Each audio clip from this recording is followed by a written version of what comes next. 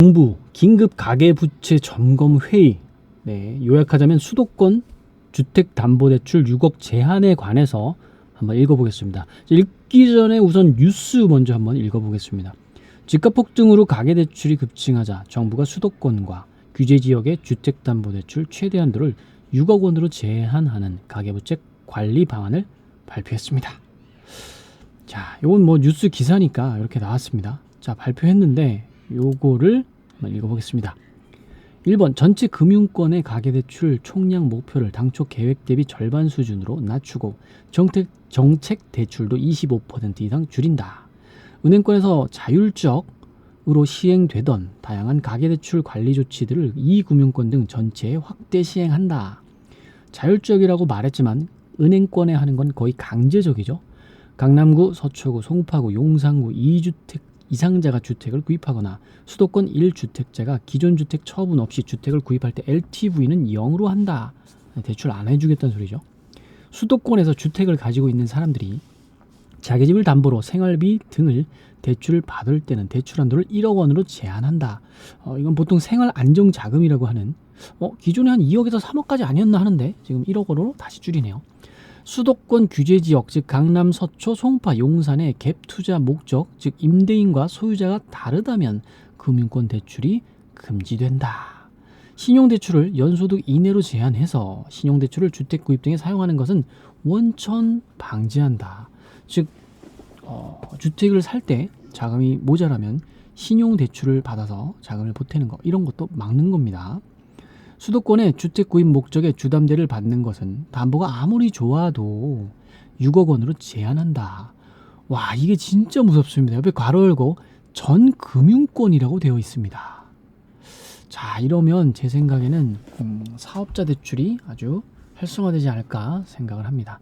왜냐하면 주택 구입 목적이 아니거든요. 사업자를 위한 담보대출이니까. 수도권 근데 제한하면 사업자 대출을 건드리는 건지 이거 좀 궁금합니다. 계속 읽어보겠습니다. 수도권의 생애 최초 주택 구입 목적 주담대 LTV를 80%에서 70%로 낮추고 최초 구입자의 대출을 왜 낮출까요? 아무튼 6개월 이내 전입 의무를 부과한다. 정책 대출도 동일하다. 샀다면 무조건 투자가 아니라 전입을 하라고 합니다. 사실 지금도 실거주장인데 이게 외인들이 많이 산다고 생각을 하나 봅니다. 저도 정확히 이건 모르니까 계속 읽어보겠습니다. 디딤돌, 즉 디딤돌 대출은 주택 구입이고요. 버팀목 대출은 전세 대출이고요. 이 한도를 줄인다. 전세 대출을 줄이네요. 이러면 전세금의 상한을 막는 거죠. 생애 최초 디딤돌 3억 원에서 2.4억 원으로, 버팀목 2억 원에서 1.5억 원으로요. 전세 대출을 1.5억 원으로 줄이면 이거는 전세 가격이 떨어질까요? 잘은 모르겠습니다. 수도권에서 주택을 구입하며 주담대를 받는 경우 6개월 이내 전입 의무를 부과한다. 보금자리론도 동일한 조건을 적용한다. 이렇게 되면 어떻게 될까요? 이따가 한번 생각해보고 여기 달려있는 메르닌 글에 달려있는 댓글도 읽어보겠습니다.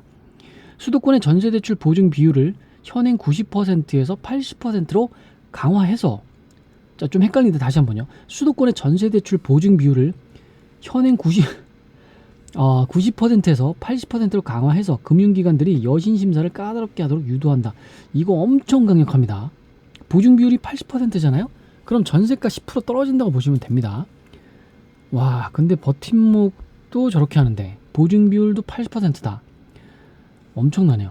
11번 25년 7월 21일부터 시행하고 한 달 좀 남았습니다. 나머지는 내일부터 즉시 자, 수도권의 전세대출 보증 비율이 90%에서 80%로 강화하는 건요 7월 21일부터요.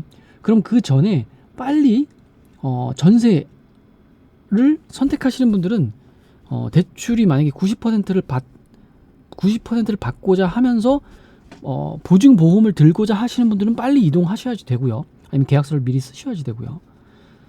나머지는 내일부터 즉시 실행한대요. 내일부터. 와우. 네. 정말 긴급 조치네요. 수도권 주택가격 상승이 심심치 않은 듯함이라고 한 줄을 남겨주셨습니다.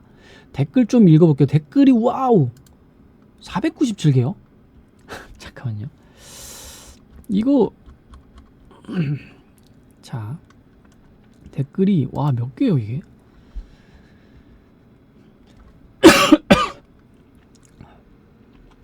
자, 올리버님 34조를 시중에 풀어놓고 자산가격 잡으려고 하는 건 무슨 모순인지 저도 지금 이렇게 생각이 듭니다.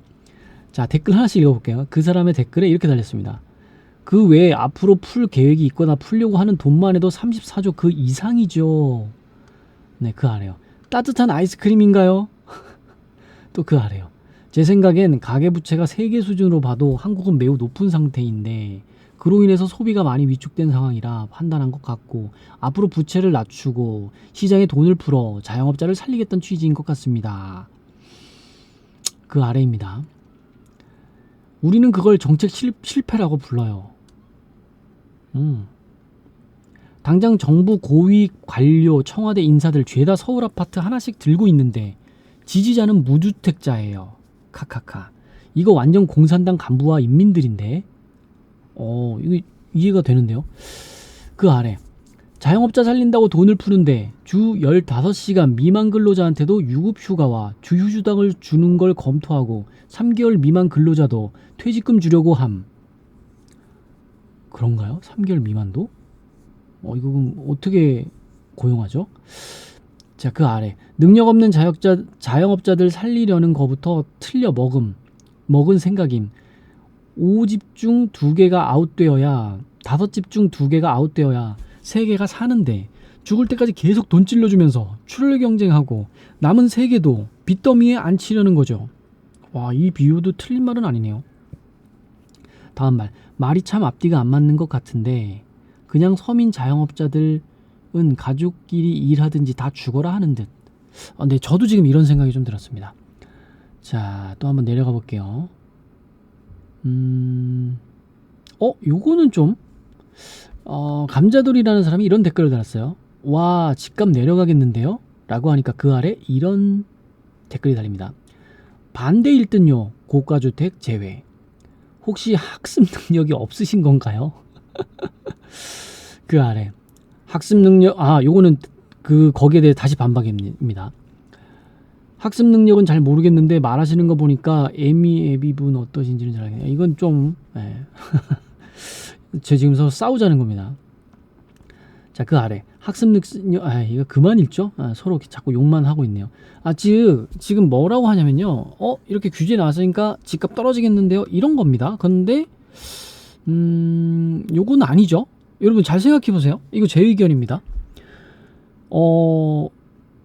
지금 규제가 나왔죠. 그러면은 규제가 나와서 집값이 내려가요? 집값이 올라가요? 자, 반대로 물어볼게요. 집값이 오르는 상태에서 규제를 거나요? 집값이 내리는 상태에서 규제를 거나요? 집값이 오르는 상태에서 너무 오르니까 규제를 겁니다. 그럼 집값이 내리는 상태에서는요? 그때는 완화 정책을 피죠. 자, 주식에서요. 주식이 오르면 뭐가 발동하죠? 사이드카가 발동합니다. 너무 내려도 발동해요. 자, 위에서 사이드카 발동하면요. 제가 정확한 용어는 까먹었는데 아무튼 주식을 일시적으로 정지시킵니다. 왜요? 너무 많이 오르니까. 자, 너무 많이 내려가면요. 주식을 잠깐 정지시킵니다. 조금 릴리즈 하라고요. 즉, 지금 현상은 집값이 많이 오르기 때문에 규제가 나온 겁니다. 과거에 갑자기 집값이 떨어진 적이 있죠. 그때도 규제를 계속 했습니다. 그런데 집값은 계속 올랐고요. 왜 떨어졌냐면 고금리가 미국에서 시작이 되어서 인플레이션 영향으로 집값이 떨어졌습니다. 그 이전에도 비슷한 맥락이고요. 자, 그래서 댓글 하나만 또 읽어보겠습니다. 군이님 댓글입니다. 수도권 생애 최초 주택 구입 목적으로 계약서 작성한 상태인데 잔금일이 9월입니다. 그럼 LTV 80% 생각하고 있었는데 바뀐 법으로 적용받는 건가요? 이분은 빨리 대출을 받는 게 좋지 않을까요? 근데 대출을 받으려면 못 받습니다. 왜냐면 보통 LH나 이런 데서 해주기 때문에 집을 들어가는 잔금 일날 대출이 실행이 돼요. 그런데 그걸 앞당겨서 사전 계약한다? 안 되죠, 그거. 그래서 지금 아마 원성이 엄청 자자할 겁니다. 이거 다 꼬였어요, 지금. LH 전세 받는 분들, 그리고 생애 최초 주택 구입하시는 분들, 이거 소급 적용 안 해주면 이분들은 정말 방법이 없습니다. 그 10% 구해야 돼요. 만약에 3억짜리면 3천만 원 3천만 원까지는 아닌데 한 2천만 원 구해야지 됩니다. 정말 무서운 법이라는 걸 아까 글을 읽으면서 저는 느꼈고. 자, 봅시다. 하다우리님, 2, 3년 지나면 볼만하겠네요. 영끌 파산하고 상급지는 더 올라가겠군요. 영끌이 왜 파산하죠? 자, 똘똘한 한 채는 더 심해지고 임대가 줄어들 테니 월세는 더 오르고 무주택자들은 더 살기 팍팍해지겠습니다. 영끌이 파산하지는 않습니다. 지금 고금리에서 저금리로 내려가는 시기이기 때문에. 자, 상급지, 그 아래 댓글입니다. 상급지 올라가는 거야 그러려니 하는데 노도강 금강구는 좀 내려와야 할 텐데요. 아니죠. 지금 반대죠. 상급지 상방을 막았잖아요. 그쵸? 6억 이하 풀었잖아요. 푼다기보다도 6억 이하만 허락해 이렇게 만들었잖아요. 그럼 노도강 올라가고 금강구도 올라가겠죠. 자, 그 아래입니다. 내려갈까요? 두고 보면 알겠죠. 네, 이건 뭐 제 생각이니까 여러분들도 여러분들의 생각이 있고. 자, 그 아래 읽어보겠습니다. 카피바라님 글입니다. 엄청나게 대출 규제를 하네요. 솔직히 정책대출, 생애 최초 디딤돌, 버팀목 전세대출 등은 처음 내 집 마련을 하는 청년을 위해 건드리지 않았으면 하는데, 그렇죠. 이거 건드리지 말아야죠. 여기저기서 다 줄이는군요. 자, 그 아래 댓글 읽어보겠습니다. 첫 번째 분, 이게 다 생애 최초 LTV 80% 플러스 후순위 대출 가능인 걸 이용해서 갭투자 하는 사람들 때문에 그렇습니다. LTV 70%에 갭투자 막아놓으면 정말 실수요자만 대출 받겠죠. 후순위 대출? 그렇죠. 후순위 대출이 있는데 이거 하는 사람이 과연 몇이나 될까요? 이렇게 간땡이 부은 사람들이. 물론 저 같은 사람들도 할 수 있겠지만. 그 아래 원래 정책 대출 디딤돌은 전입 의무 있어서 갭투자 불가능하지 않나요? 저도 좀 이렇게 알고 있는데 내 집 마련 시 생애 최초 정책 대출을 통해서 하려고 했는데 참 청천벽력 같네요. 그 아래 저도 궁금해요. 어떻게 갭투자가 가능한지 무슨 꼼수 같은 게 있나요? 그 아래 디딤돌은 원래 있었고 생애 최초는 전입 의무가 이번에 생겼어요. 이전까지 전입 의무가 없어서 생애 최초 후순위 대출 받아서 갭 투자하는 게 유행했었는데 기사도 있습니다. 이게 유행했는지는 저도 몰랐네요. 그 아래 그렇군요. 찾아보겠습니다. 그 아래 은행권 생애 최초 대출을 말씀해 주시는 거였군요. 저는 정책 대출만 생각했었는데 이게 무슨 대출이 이렇게 많나요? 너무 어렵습니다. 이게 댓글 읽는 게 왜 이렇게 재밌죠? 조금만 더 읽어보겠습니다. 이 부분 아까 썼던 글이고 저 뒤로 한번 가볼게요. 글이 너무 많아서. 자, 이게 너무 길어. 너무 긴 건 또 못 읽는군요. 댓글이 이런 지명했네. 자, 의미 없는 거 있습니다. 이 사람 뭐죠? 화폐 개혁 말고는 답이 없습니다. 이것도 재미없네요. 자, 여기까지 읽어보겠습니다. 감사합니다.